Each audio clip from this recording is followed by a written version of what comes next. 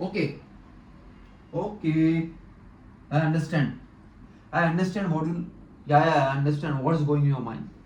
हे बघा, मिस विक्रांत, आजच्या आज माझी मुख्यमंत्री साहेबांसोबत मीटिंग फिक्स करा. I don't know and this is my order. कळालं? आणि पुढल्या काय तारखा आहे त्याचं मी बघून घेणार. Oh miss Rasika, have a seat. And what will have to do?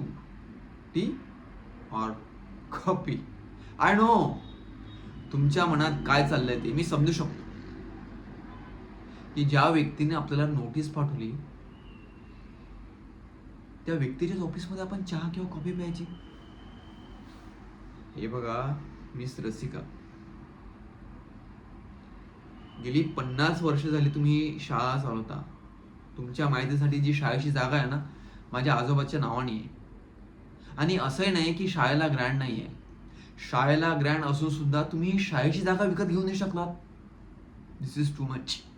आणि तुम्हाला शाळेच्या रिनोव्हेशनसाठी एका खाजगी व्यक्तीकडनं कर्ज घ्यावी लागते. हे खूप वाईट आहे बरं का, खूप वाईट आहे. म्हणजे तुम्ही काय करताय इथे? काहीतरी गोंधळ चाललाय.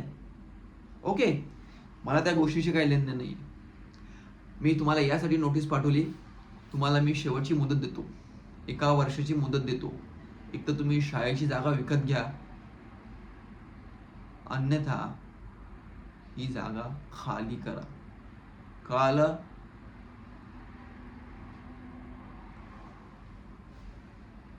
सॉरी, माझी एक ॲड्रेस मीटिंग आहे, नंतर बोलतो मी.